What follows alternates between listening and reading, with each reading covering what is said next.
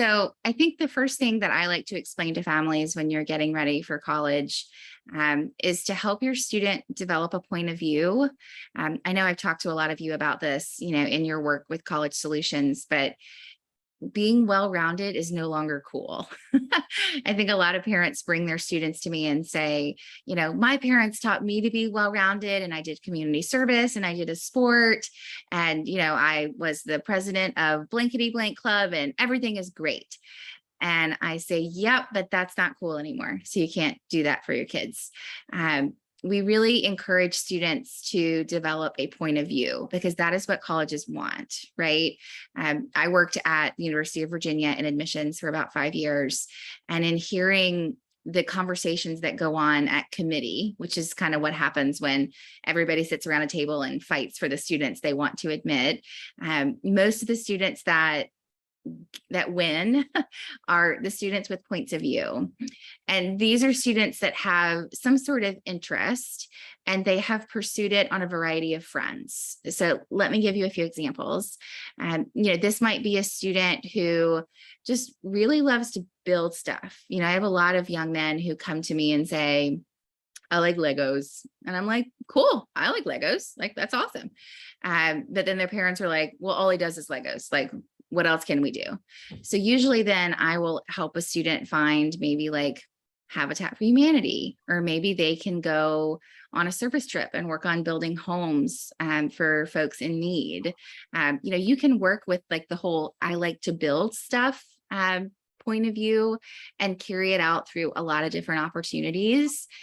You could even create a Habitat for Humanity club at your school and then invite folks from your school to go on Habitat builds during the weekends.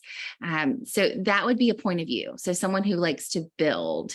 And for that student, I would call his narrative creating a sense of home, because he would like to build things and help people find a sense of home. That's something that's going to appeal to a college much more so than like, I build Legos and I play video games and my mom gets mad at me about it. That just doesn't sell. It happens, let's be real. We're all, very honest women here, but we can do more than that. And that's what coaches are really all about. That's what college coaches are about. That's why you have family support. That's why you have therapists. So really helping your child understand that their strengths are more just than hobbies. They can be, aptitudes or ways to really serve others. Just another example, because you may be thinking like, I don't have a Lego kid, like that doesn't apply to me. It's totally fine. I had another student several years ago who was really into painting. And it was like paint by number painting. It wasn't, this kind of Van Gogh style painting, but she just liked it and it relieved her stress. And so she started a paint by number club at her school. But then they started donating their painting, their finished products to the Children's Hospital in Richmond at VCU, at Virginia Commonwealth. They're beautiful paintings. Yes, they're paint by number, but who cares? And so VCU is framing them and putting them up in the hospital. And the girls who were painting them were so proud. They were sitting together, they were painting together, they were sharing stories. And it really became about a sense of community, right? Like painting was so much more than just something that this gal did to relax. It was more about sharing what she loved with other young women and then creating a sense of community. And really just helping your students kind of talk through this is really helpful. Sometimes students don't want to talk to their parents, which is why I have a job as a college consultant. But if they do want to talk to you, you can always say like, let's talk about like how we can help you, make this into a thing. Like you could be really awesome. Let's figure this out. Affirmation goes a long way. Sometimes teenagers don't believe it from parents because they think that you are wired to affirm them. So sometimes an external person affirming them is a better route. But creating a narrative is very useful in college admission. Coming out of COVID, a lot of families have said, we don't have the extracurriculars that some other students may have had because there wasn't a lot of opportunity during COVID. I totally get that. And some students will say like, I didn't do any community service. That's cool. What did you do? Did you watch a ton of stuff on Netflix? Did you like learn a new language on Duolingo? Did you take care of your little brother? Try to find something quantifiable that came out of that experience and write it down, whether it's a Google Doc or just a Post-it note you keep on the fridge. There needs to be some method for keeping all of this written down, so that when it comes time to apply to college, you can actually transfer those skills that were gathered during COVID into a college application. Okay. Finding the right fit. So this is something College Solutions is really passionate about, because a lot of families will come to us and say, we just want our kid to get into a top 20 school. And I kind of get a little nauseous, because a top 20 school is not necessarily the right fit for every student. And so I always say, like, okay, which one? And if the family doesn't have a question, doesn't have an answer, they're like, I don't care, just top 20 school. Yeah, no, not the right answer. You need to have an idea of what type of school your student would thrive in and why. And so I really see the right fit college as a three-legged stool, one leg of the stool being a social fit. So is your student someone who likes to join a lot of things, who's going to leave their dorm room, who's really going to jump in and be like, yeah, I want to join 18 clubs and I'm going to, rush a sorority or a fraternity? Or maybe your student's not that. Like, I have a child like that who would probably want to hide under the covers and be like, I don't want to do any of that. So maybe you need somebody to help create opportunities for that student. And so maybe you need more of a supportive social environment. Colleges are of all different kinds. There are very social kind of joiner colleges, but then there are also very supportive social environment colleges. Part of my job is visiting colleges every year. We have 6 counselors on my team all over the country, and we all visit 10 to 12 colleges every year. And we are, sitting in the lunchroom and talking to students as they eat. We're sitting in classes and watching how the students engage with professors. So a lot of this is just figuring out kind of how a social environment works at a school and learning where your student feels most comfortable. So that's kind of the first piece of the right fit. Academic fit is probably kind of front and center in most of your minds. And that's understandable. You want your student to go to a school where they can thrive academically. I would encourage you to think about the idea that teenagers change their minds a lot. I've worked with teenagers now for 12 years. And I think the one thing that I've learned the most is don't trust them when they tell you that they know what they're going to do. They don't. And that's okay, right? Like, it keeps it fun. So if they tell you, like, I'm going to major in Russian, and so I'm going to go to Middlebury because they're one of the only schools that has Russian. Okay, cool. But have you thought about the idea that Middlebury is in, a very cold area of Vermont? It doesn't have a lot of different academic majors. It has some really good academic majors. But if you change your mind and you want to go to architecture school, Middlebury doesn't have that. So you really just want to kind of chat with your student and see kind of where they think they're going. I mean, if you think they're going to need more flexibility, just be mindful of what majors are offered at each school and be mindful of the learning environments. There are some schools that I would consider more competitive learning environments, and then some schools that I would consider more laid back. I think a lot of us have heard the horror stories of, students getting a take-home test, and part of the take-home test is to go to the library and look at a map. And the first student out of the class goes to the library and tears the map out of the book. And that person is the only person to get a good grade on the test, and everybody else fails. Those college cultures do exist. I'm not going to name names tonight because I don't want to call out anybody just yet. But those competitive college cultures do exist. Your kid may be competitive and be like, game on, I want to do this. Like, what'd you get on that test? I want to beat you. Cool. Be mindful of how that affects their psyche, of how that affects their anxiety level, and just their self-worth, I would say, especially for girls more than guys, at least in my experience. Competitive girls may have more going on than you may notice. So just, think about that, talk to a family therapist about that. That's why we're doing this tonight. And then the last piece of the stool, last leg of the stool is financial. There are schools out there that are fabulous schools, but they are $80,000 a year. And it's a great education, don't get me wrong, but when you think about it, 80 times 4 is 320 grand. And there are a lot of other schools that I can think of that would probably be a very similar education that would be half that. So if your student is looking at one of those schools that's 80 grand, and there are more than one out there right now, I would really encourage you to start looking at merit aid opportunities. And when I say merit aid, a lot of families think, oh, my kid has to be like a genius to get a merit scholarship or a full ride. You do not have to be a genius to get a merit scholarship. There are a lot of scholarships out there that are what are called marketing or recruitment scholarships. So if you apply to Gonzaga out in Washington State, and they don't have anybody from Virginia, or they have very few students from Virginia, they might throw, 8, 10, 15 grand at you just because they need somebody from Virginia. Great, I'm interested. I mean, especially if you're interested in high tech and you want to be out on the West Coast, that could be a great fit for you. So don't be afraid to look into merit aid opportunities. There are plenty out there. I think my favorite resource is an app that you put on your iPad or your iPhone called Scholly, Scholly. It just has a lot of different opportunities, and it doesn't like send your email to all the different scammers out there. It's pretty reliable. I like to help my students find money. So those that work with me, I'm always on a treasure hunt to find them money. Last year, we averaged $58,000 a year in merit money per child that we worked with.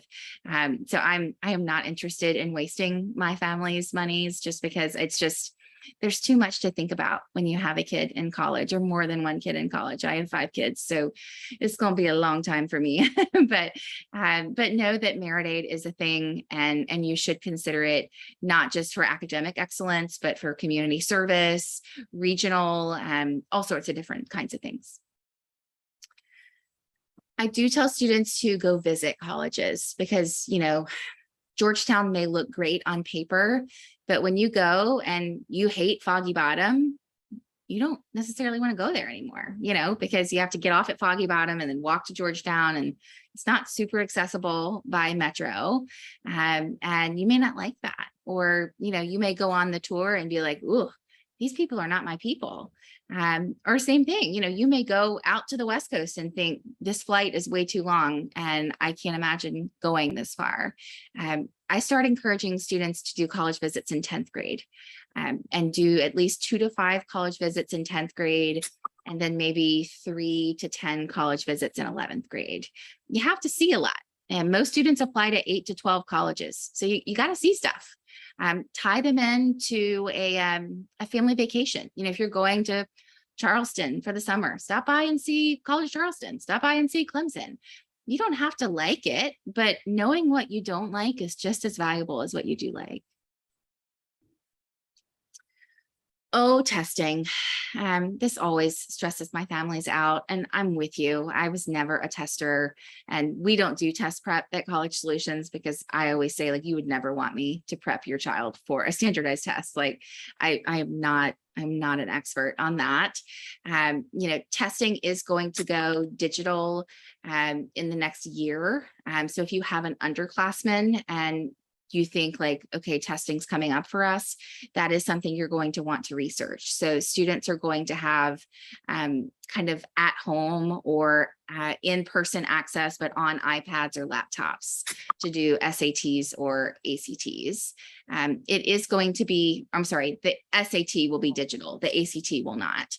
The new digital SAT will be a SMART test, as they call it, which is a silly name. But a SMART test basically takes into account what answers you have gotten correct, and then adjusts the questions accordingly. So if you're getting the hard questions right, they're just going to keep throwing hard questions at you. Or if you're not getting those right, they may adjust the difficulty of the questions.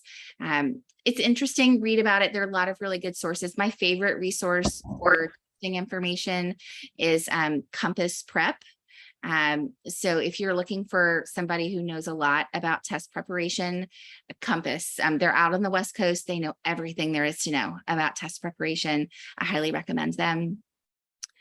Test optional is the other piece that a lot of families are asking me. Really the only exception to test optional is the California schools. So the University of California schools are now what are called test blind, which means you don't send any scores. And if you do send them, they're not looking at them. Don't care, don't bother, leave it alone. Everybody else is pretty much test optional or test required. Florida schools are now test required. Georgia schools are test required. These are public schools. MIT just went back to test required. No shock there. Just check the policies. I think the most useful information I can give you is that the schools that are test optional really wait and look at the test optional pool, and they use kind of the first round of test optional spots for underrepresented and disadvantaged students. So students who would not have access to test preparation. Those are the first kids that get spots on test prep or test optional spots. Then after that, the next students to get test optional spots will be the visual and performing arts students. So those are students where perhaps their craft is more meaningful to a school than their test score. After those students have been admitted test optional, what's left of the test optional spots will be offered to everybody else. So test optional is a bit of a moving target. So just keep in mind whether or not that's something you really want to go down that path with. Okay. All right. I'm going to pass it off to my very wise friend, Amanda. I don't know if I would call myself wise, but more crazy for sitting for hours and hours with teenagers and families who are applying to college. Because it is true, y'all, the kids are feeling the pressure, and I think the adults are feeling the pressure.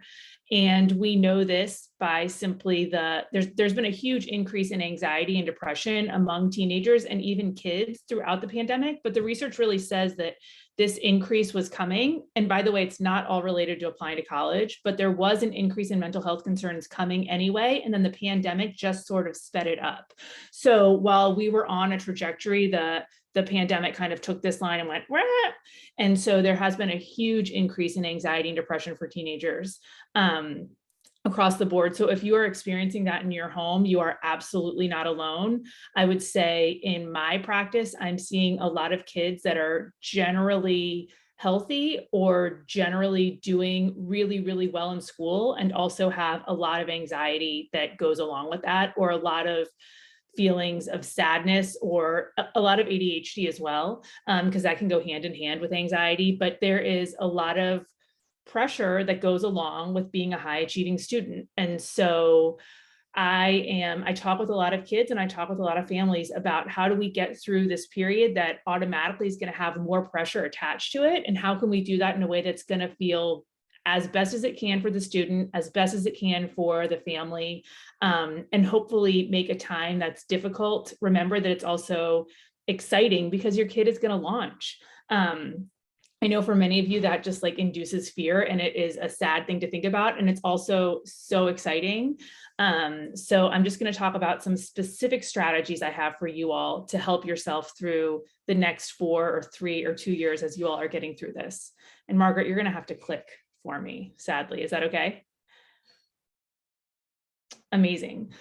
So when I think about this, and I'm really giving strategies to you all as the parents, because I can give as many strategies as I want to a teenager in a 45-minute therapy session. But if you all are with the teenager, probably it's only like 2 hours a day anyway. But you'll probably pay attention better than a teenager will. So if I can help you kind of shift some of your behaviors, that will hopefully trickle down to your student. So the big picture is, number one, it is really, really important to remember that this college application process is about them.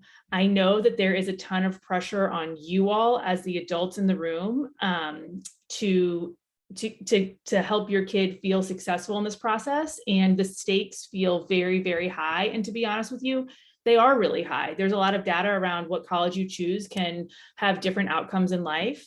There's also a lot of data that says kind of like we have a certain happiness point. And so no matter what choice we make, we're going to land at a certain level of happiness. And so what that really means is kind of like if you're choosing between a top 20 school and a top 50 school and it feels agonizing, probably 6 months after you make that decision, you're going to be about the same happiness anyway. So it doesn't quite matter that much.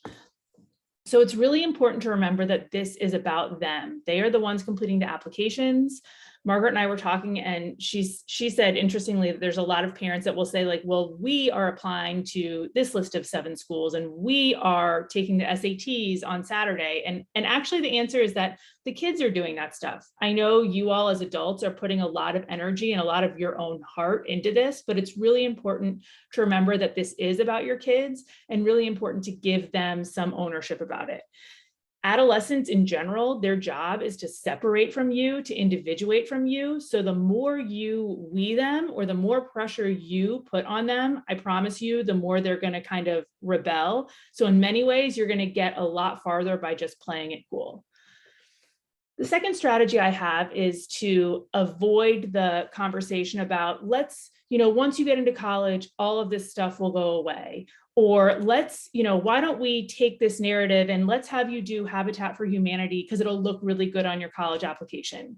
And I really like, Margaret, what you were saying, kind of like, let's take your narrative and let's expand it. Let's take your narrative and really develop it. But you're not saying let's develop it to put it on your college application.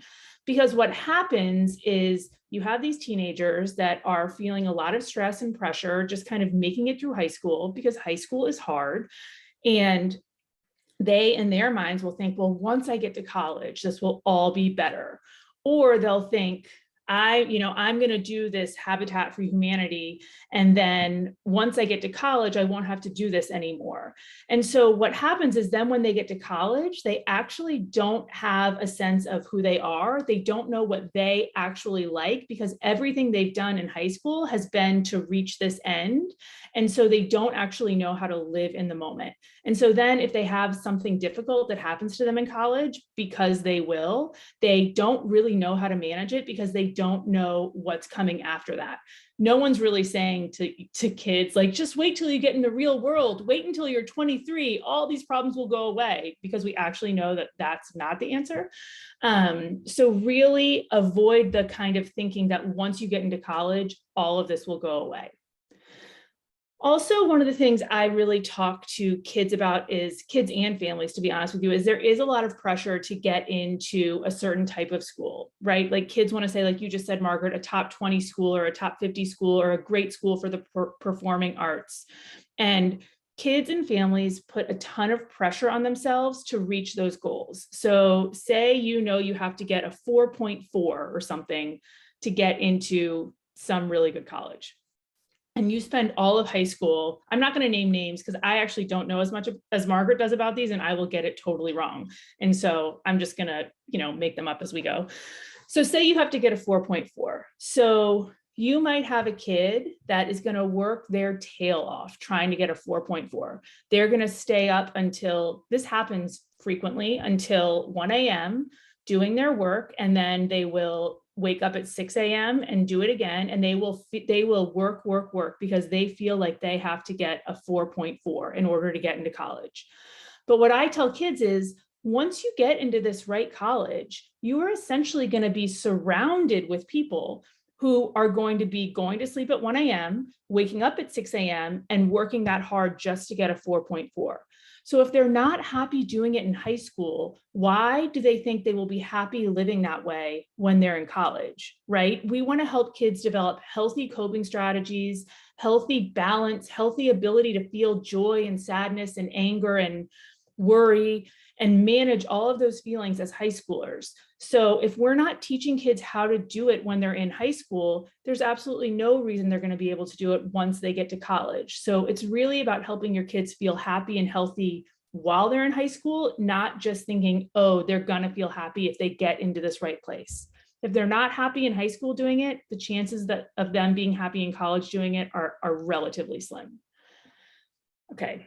Oh, amazing. So the next one is to notice your own feelings. And the reason I put this on here is, I don't know if you heard me and Margaret chatting at the beginning of this podcast, but I have an 11-year-old, y'all, and I'm already like, is he late to school? Oh, don't mind my dogs if you can hear them. But I'm like, is he going to be late to school? Like, has he done his homework? I mean, he did write a 5-paragraph autobiography, and I think he used one period, guys, the whole time. And I'm like, oh my gosh, he's at this new school. We have to show them he can perform. And it is giving me a ton of anxiety, right? And I'm a high achieving person. I have high achieving kids, and I have high expectations, right? I'm willing to bet that a lot of you all that are listening to this also have high expectations for yourself. And so if your child is not doing things exactly the way you want them to be doing, I'm sure that is increasing your own level of anxiety or your own probably perfectionism, right? You wouldn't be on this Zoom if you didn't feel a certain level of like, I'm joining, I want to do things well, I want to learn as much as I can, I want to do the best that I can. So you are the type of people who are going to feel anxious about how your kids are performing. So the question is when you feel that anxiety, it's really important that you decide if it's about you or if it's about them, right? So for me, when my son doesn't put a single period in, I have to take a few deep breaths and be like, this is not a big deal. He's in 6th grade. Someone is going to teach him how to put a period in at some point. And that doesn't have to be my job. That's the teacher's job, even though it makes me really anxious.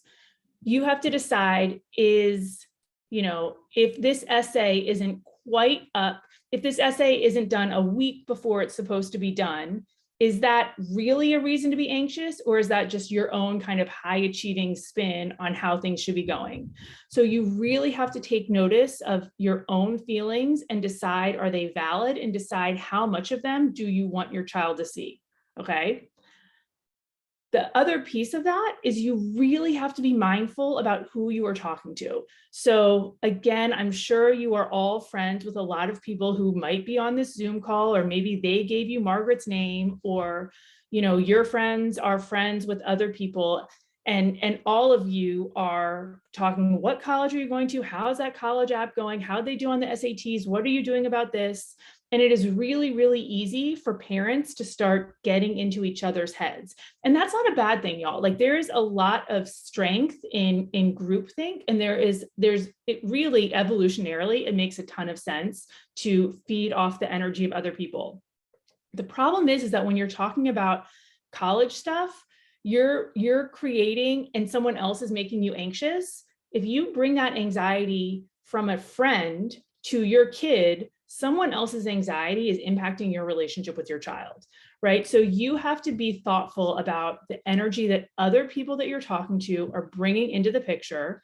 And you also have to be really aware of if you want their energy to be brought into the picture, and if you want to bring that home, right? Like, we all have our friend who's going to be doing way more, or whose kid is going to be excelling way better than ours. And by the way, I have all these like mom friends who do really nice things like cut up fruit for their kids, which I can like never manage to cut up fruit. And when I see cut up fruit, I'm like, well, there I am again. Like, the mom who like has never had a wipe. Guys, I'm older. My kids are older, but I still have never had a diaper wipe in my entire life. I just have to get them from whoever will give me one. But there's always that friend that's going to do it better. And so you just have to think about, are you going to let that in? And are you going to take that into your family?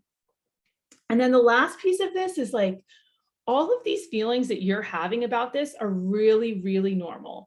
You are thinking about launching your child into, a really big decision. They're going somewhere independently, most likely for the first time. It is important. It does have an impact on their future. And we as parents, it is our job to give our kids everything that we have. I think that we are kidding ourselves if we think that we're not. Actually, to be honest with you, we all want to give our kids everything that we have. I think many times it's actually better for us to hold back because we have so much right now, right? Like, I think many people in certain economic situations have so much, and if they give that all to their children, it's actually a detriment to their kids. And so I think that it is really normal to want to give your kid everything, but you don't always have to. So be Be thoughtful about what your feelings are, but be aware of if you're going to show them to your children, because they do have an impact on your kids.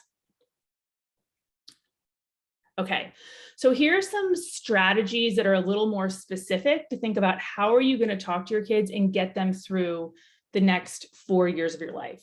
So number one, and I actually think, Margaret, I'm probably just like copying your planning session, which I didn't really know that I was doing, but now I remember this. And here's the deal.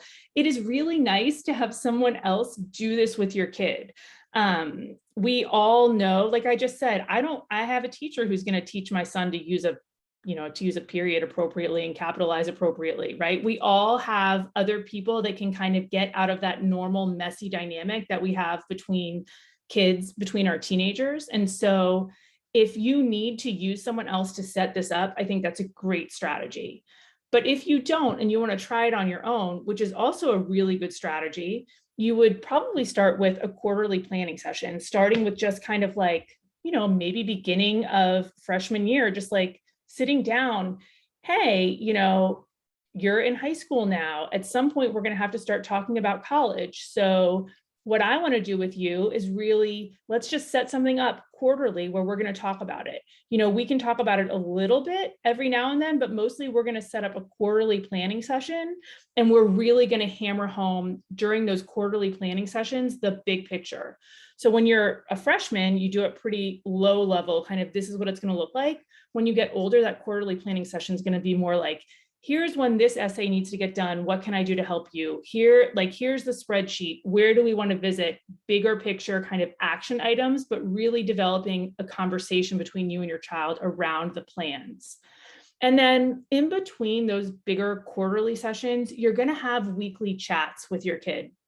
And I would really say to keep those times really specific, because that's when you're going to talk about all college things. And the reason for that is, like, anytime you talk to your kid about college, it's a huge step for your kid too. So their anxiety is going to go up. It might be an excited anxiety, but it's also they're going to feel nervous about it. And so you want them to have their times during the day where they know they can relax and just be a kid and just deal with their own normal, like, prom issues.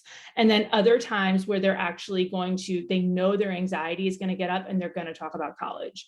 So what that means for you is if you are, if your time of week is 7 to 8 on a Sunday night, and that's kind of when you're going to talk about college every week, if you hear something cool about Oberlin on a Tuesday, you're not going to go home and be like, oh, so-and-so was talking to me about Oberlin. What do you think about that place? You're going to save that for Sunday, because then you're really giving your child the opportunity to relax in between the week. And then really they know that they're going to have to get ready and get thoughtful and get excited during that 1 hour that you set up. Oh, guys, I'm a therapist. This is my favorite one. When you're having these chats, y'all, it's really, really important to talk about the feelings. Like, the thing about college is that there are so many things that you have to get done in order to get into college. Like, we just heard all from you. We have to do the visits. We have to do the SATs. We have to do the essays. We have to figure out our narrative. And there is so much to get done. And for me, at least, I have so many things to get done in life. I like to be pretty efficient, and so when I come to my children or even my partner or anybody else in life with my level of efficiency about what needs to get done, automatically they're kind of like, whoa, hey, slow down. People don't like to make plans until they've been heard and until their feelings have been validated. So I promise you, your conversations with your kids, and honestly in life, will likely go better if you talk about the feelings before you get into the planning. And so anytime you have one of these chats, either the quarterly planning where you're going to have more time for bigger picture items, or just like the weekly chat, make sure you're checking in on how they're feeling about the process. Don't forget that not only are you kind of launching your baby, but they're also launching as young adults, and they might be really excited and also scared. And these conversations are such an important time to talk about that stuff just as much as it is to talk about, like, when are they going to get that essay done? So I put in some easy quotes for you guys to just launch and throw in there, just like, how are you feeling about the process? How are you feeling about how we're getting this done? How are you feeling about just looking at these schools? How are you feeling about my role in this? That is a very vulnerable question to ask someone, to ask your kid, but it's also the best opportunity for them to give you feedback. If I cannot tell you how many kids come in and say, I feel so much pressure from my parents and I don't know how to tell them. And so you can give them that opportunity if you say, how do you feel about the role I'm playing? Does it feel like I'm putting too much pressure on you? Is there anything I can do better? And by opening up that line of communication during this very intense process, you're actually giving them the foundation for how to have difficult conversations for the rest of life. For those of you that are in marriages or even with your siblings or your parents, being able to talk about conflict in a room and give people feedback and hear feedback from the people that you love is very difficult. It's also so important to continuing to develop and hold on to the relationships that we care about the most. And so in this conversation, how is my role feeling to you? That you are setting your child up for being able to have those difficult conversations for the rest of their life. Now, they might say, you're putting too much pressure on me. And sadly, your job is just to, actually, it's not sad, it's very strong to be like, thanks so much for telling me. Or, I really don't like that you said this. They might cry, they might feel totally overwhelmed, they might not give you anything, but almost no matter what they say, your job is to say, thanks so much for telling me, and to validate those feelings. Kids never just make up feelings out of thin air. Kids always have a reason for the feeling that they're expressing, even if they're not expressing it in the most eloquent way. And so if you validate those feelings, oh, of course you feel pressure from me when I say this. I'm so sorry that I do that. Or of course you feel stress about getting that essay done. You have a lot on your plate. As soon as you say, of course, or that makes sense to me, or I understand that feeling, kids' anxiety is going to decrease. And if you kind of sit in there for maybe even just 1 minute, you're going to get to the planning session. So I hate to say this, it's not all about planning, but I do know there's a lot of things that has to get done. If you skip the feeling section, you're never going to get to the planning section. Your kids will never say, oh, she got me, or they're going to be rude or irritable or stressed or weepy throughout the whole conversation. So you want to start with the feeling talk and validate it, and then move on to kind of like, okay, I hear you're stressed. What can I do to help? Let's make a plan for how to get this done. And so if you want to get through those action items, definitely start with the feelings first. I think those are my most basic hints. You can connect with me at www.virginiafamilytherapy at Instagram or Facebook, or at our website, which you can see right there. And do you all have any questions that you want to throw out there while you have Margaret and I? You can just type them in the chat, I think. Yeah, or the Q&A, maybe, I think. Or the chat works too, wherever you feel like it. Oh, yeah. Margaret, I have a question. Sure. What do you find to be the most difficult? What do you find to be the most difficult between parents and kids during this process? I think the unspoken expectations are really hard on a student. And sometimes parents don't even realize it. Sometimes it's just based on where the parents went to school. And sometimes if a student's meeting with me by himself or herself, they'll say, oh, but my mom went to University of Michigan and my dad went to Caltech. Like, what happens if I go to blank school? But like, you'll go to blank school and you'll be really happy. So I think maybe parents realizing there may be some unspoken expectations that you don't even realize the student has taken on, just based on your history, or maybe even just what football team you pull for. And so maybe just saying from the outset of like, we don't have those expectations, or we want to find the right fit for you, or we want to work with you to make sure that you find a place that you're happy. I think that sort of collaborative reduction of like, you must get in here kind of thing, would be a relief for students, because I don't think parents even realize it when they come into this process. And I think, honestly, a lot of parents in that situation think that they've said those things, right? Mhm. Like, I can even think in my family, we love Texas. Like, we've named our dog Mac Brown, who's the former University of Texas football coach, right? Like, we love Texas. And I don't think, I can imagine us thinking in our head, we don't care if you actually go to Texas, but I'm willing to bet we would forget to say that. And so Right. I think really saying and releasing our children from that and just saying like, hey, we love Texas. We can cheer for Texas, whether you go, actually, see, already I'm like, we can't cheer for Texas if you go to OU, but we will cheer for Texas if you go to OU, and we will become an OU family if that's a better fit for you. Right. And it's really saying that stuff out loud to release the children from the pressure that we have. Yeah. Okay. We do have a question. Question is, what if the student is set on applying early decision to alleviate the stress of waiting without one school that stands out to him as a favorite? Okay. So a little bit of background. So early decision, for those who don't know, early decision means you apply in October or November.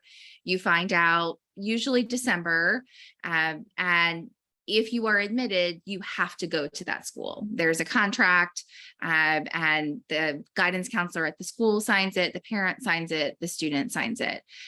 So, if, I don't know, Cornell says you're admitted, you're moving up to Ithaca next year, done. There is usually less opportunity for merit scholarship, because why would they offer you a merit scholarship if they know that you're coming? You kind of a sure thing. But some students just want this process over with, right? They don't want to talk about it anymore. They don't want their parents asking them, is this done? Is that done? And so they're like, I'm just going to hit an early decision button, so you'll leave me alone. Sometimes at that point, I will say to a family, why don't you go talk to either your college consultant or your therapist? Like, why don't you go somewhere without me, the parent, and talk through that? As a college consultant, if they said to me, I'm applying ED to Cornell, my first question is, what do you love about it? And if they can't answer that question, or if they fake an answer, I can always tell a fake answer.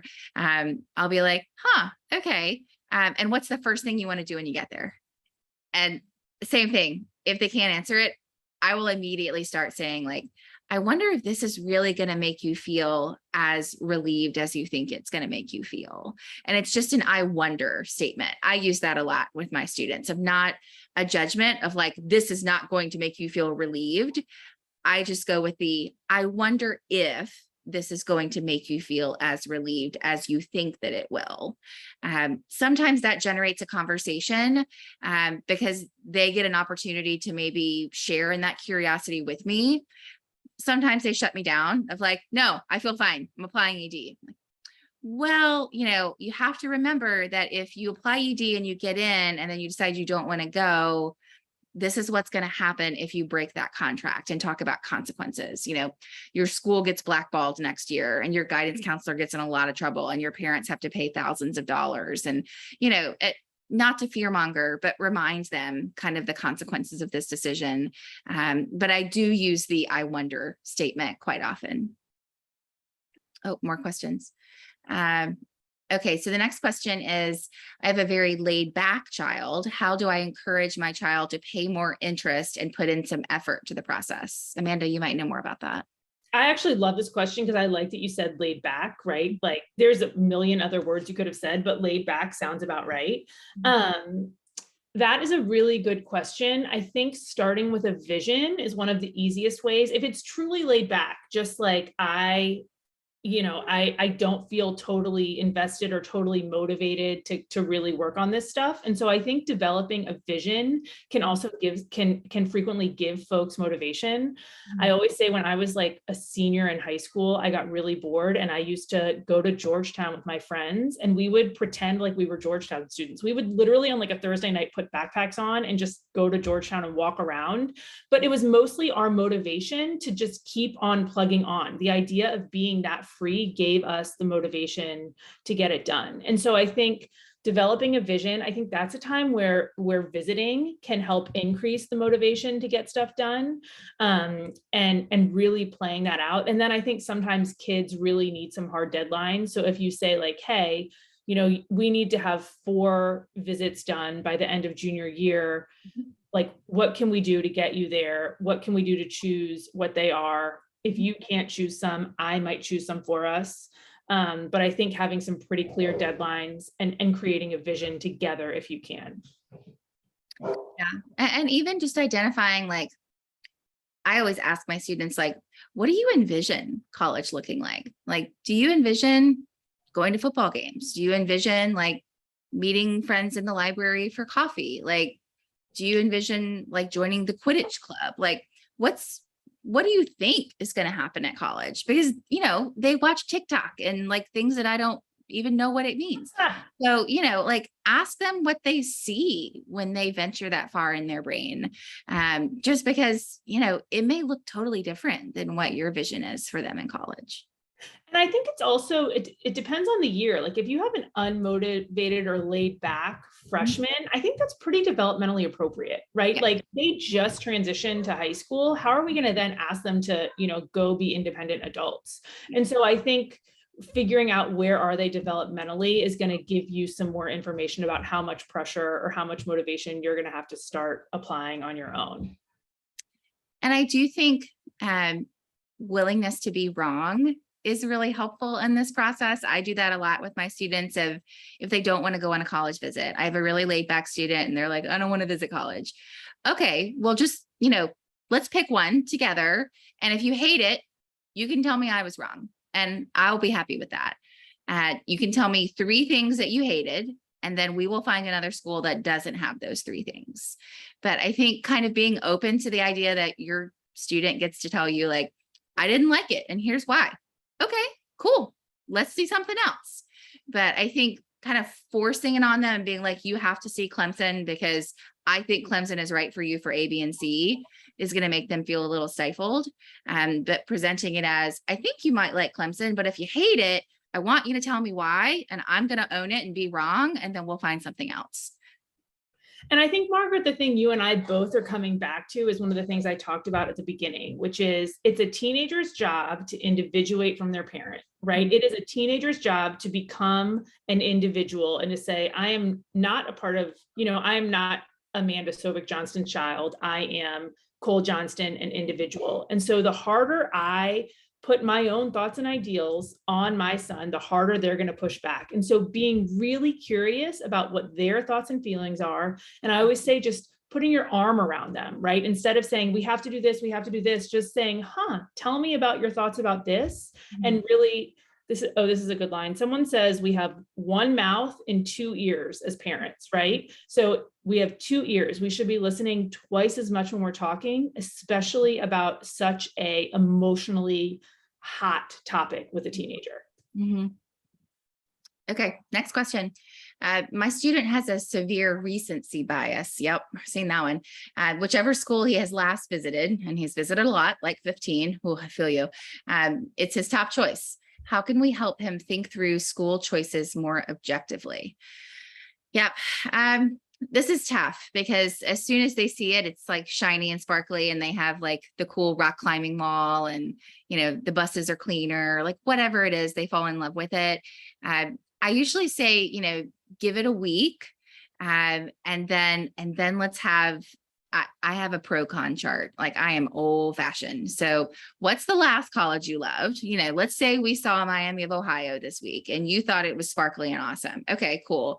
But 2 weeks ago, we saw University of Miami in Florida and you liked that one better. So let's go through and you tell me, student gets to run the show. You tell me what you loved about Miami of Ohio, and then just take a breath and then flip over and tell me what you loved about University of Miami. And then let's just flip through it. And maybe you're right. Maybe Miami of Ohio is perfect for you. I just want to make sure I capture all of the things in your head so that we've got all the data that we need. Making them put it on paper sometimes reduces some of the emotions, I find, because they're just, they want to tell their friends, like, I went on a college visit and I found it. Like, it's it's like a wedding dress for like 20, 30-year-old women, same thing. But I think really making them just like take a week to breathe, and then coming back to it, and with a college counselor or someone being like, okay, we're going to make a chart, top 5 things you loved, top 5 things you hated, both schools, and then let's talk. Yeah. And I would add to that, it's actually really a great quality that your child thinks, is excited about everything right after they do it. That's just it's a nice problem to have, because it probably means that they might feel happy, or they'll see the bright side of many situations. The other thing I frequently have people do is just do a 10-second video right after the visit. Like, I love this school. It was really, really great. Just video themselves. Like, this is what I liked. This is what I didn't like. And then, because sometimes with teenagers, that might feel a little bit easier. Mm-hmm. And so and then they can just compile them and go through them. And you can say, wow, you seemed really excited about all of these. We're going to have to do some work to really figure it out. And that can be how you actually get them to start making those pro-con lists. That's great. Another question, how do we visit colleges? Do we need to make an appointment with the college office? Great question. So most colleges have a visit tab on their website. So you literally just Google like University of Wisconsin admission visit. So the words admission and visit are crucial in the search. And then they will have a calendar where you just pick a date that you want to go. You sign up for an information session, which is just like an overview of the admissions process, and then a student-led walking tour. You do want to try to go on these if you can, because colleges keep track of who comes to visit and who doesn't. So there is kind of a brownie point to be earned if you go. Some students just want to go walk around. I don't recommend that. I really think you should do the official registration-based tour, because then you get the brownie point. Okay. Anybody else? I know oh yeah, one more. Okay, so my student is a perfectionist. Each college draft is a complete rewrite rather than a revision. Oh, God bless him. Okay, he has also taken the SAT 3 times with roughly the same score each time, but he is pushing hard to take it again. How can we help him? Okay, so perfectionism, looking at you, Amanda. So here's one thing I say to kids. Number one, I just feel for him, right? Because I think probably many of us understand that feeling. I always tell kids that what is most important in life is not some number that we get on an SAT, is not some perfect essay, right? What's actually the most important thing when we go to sleep at night is whatever your family values are. For many families, it's were you kind and did you work hard? And we put so much pressure on these numbers because it's quantifiable data. We're human beings, we like quantifiable data. It feels safe, it feels secure. A number on an SAT score is going to tell me how good I am. But what's way more important than that, I'm going to cry, sorry guys, it's just how I am. But what's way more important than that is, at the end of the day, can we think about who was I kind to, right? Who was kind to me? What did I work hard at? Where did I have fun? Who did I connect with? I think we all know that we would rather our kids be that kind of kid than get a perfect score on an SAT, but we have to teach them that those are the conversations that we need to be having, and that's what we need to reflect on. It sounds like your kid wants to do really, really well, which is so beautiful. And I think we need to help him probably just figure out how can he be okay with 98%. And we don't always have to be the best of the best. We can't be Olympians in every single event. And once you kind of say that, kids can kind of get it. I can't be an Olympian in every event, and being more kind is way more important. Yeah. And I always tell students, do not let perfection be the enemy of excellent. Absolutely. Excellent is still excellent. That's why we get A's in school. That's wonderful. But perfection can be the enemy. And it can hinder progress. I also use the word enough a lot as an enemy. I don't think there is such thing. Students say, am I smart enough? Am I pretty enough? Is this SAT enough? You are enough, period. There is no such thing as am I enough? Yes. It is not a numerical, statistical reasoning project. It is not that. So it may just have to come from you guys of, don't let perfection be the enemy of excellent. And what college you go to is not the measure of if you have done a good job parenting or if your child is a good kid, right? We have to help kids remember that a college or a name on a sweatshirt, there's a lot more to life than that. And I think society has put this pressure on kids to get the right name on the sweatshirt. And we have to let them know that they're going to be proud of themselves if they're kind and they work hard. And that's always more important. I'm so cheesy, I can't help it. I kind of love it. It's good. It's crazy. All right. I know we've taken up an hour of your time. Are there any lingering questions? You guys feel good? Hopefully informed, at least. Okay. Well, great. If you have other questions, feel free to reach out to us. Both Amanda and I are very accessible and glad to help you. But we thank you guys for your time and have a great Monday night. Thank you so much, y'all. Good luck. I'll keep in touch with you. Margaret will tell me how it's all going. Will do. Bye, guys. Bye, y'all.